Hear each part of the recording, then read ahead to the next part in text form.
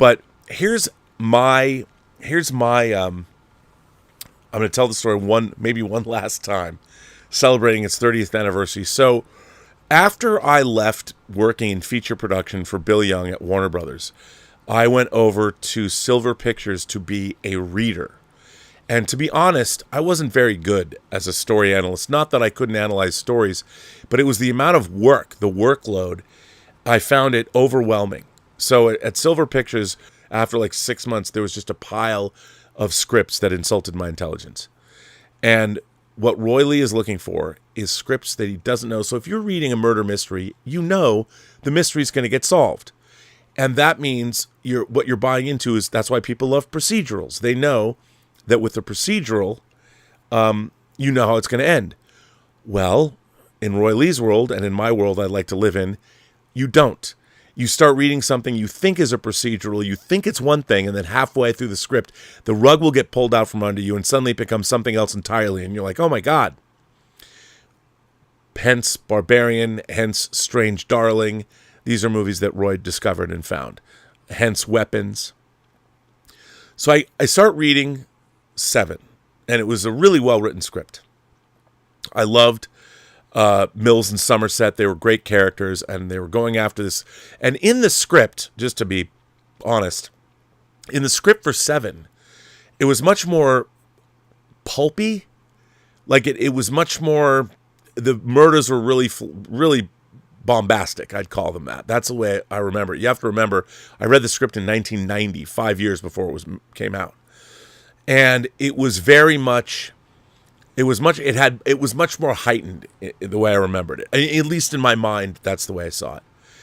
But like one of those great Roy Lee scripts, halfway through the script, John Doe turns himself in. And I was like, that was the moment I'm like, oh my God. I had that was something new. I'd never come across that before, that here's this killer they're looking for, and he'd been watching the whole time, and he turned himself in. I couldn't believe it. And I knew I had no idea. I'm reading this, and when I got to the end of Se7en, I was fucking floored. I was floored. I absolutely, I was gobsmacked. And then I went back and did something I never did. I read it again.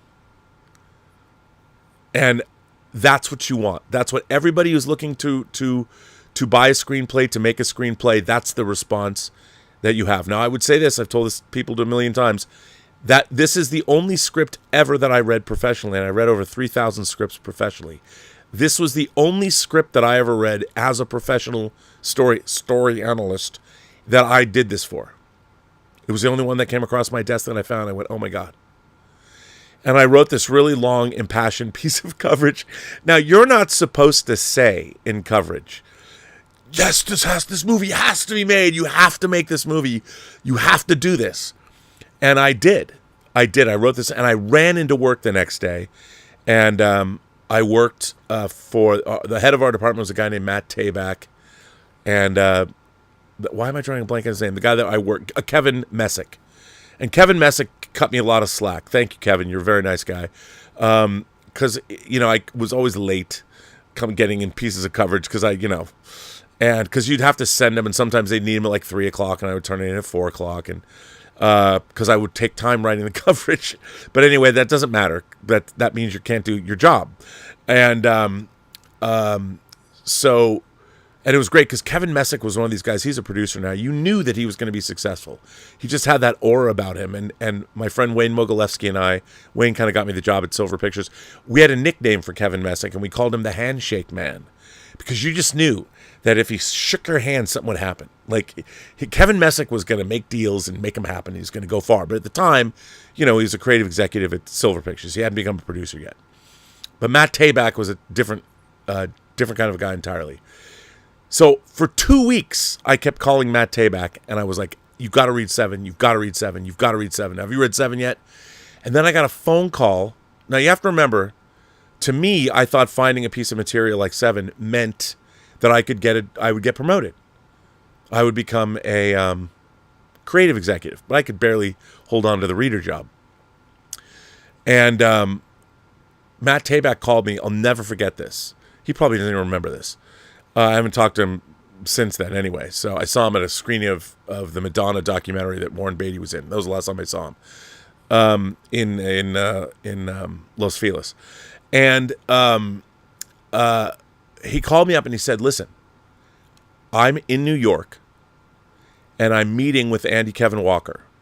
And I just want you to know I'm going to take credit for Se7en and I don't want you to talk about it anymore. And this is, look, this is his prerogative. He was the head of the story department or whatever at the time. So I was just hoping that somebody would recognize I could tell what scripts were good and I would get a bump up, you know,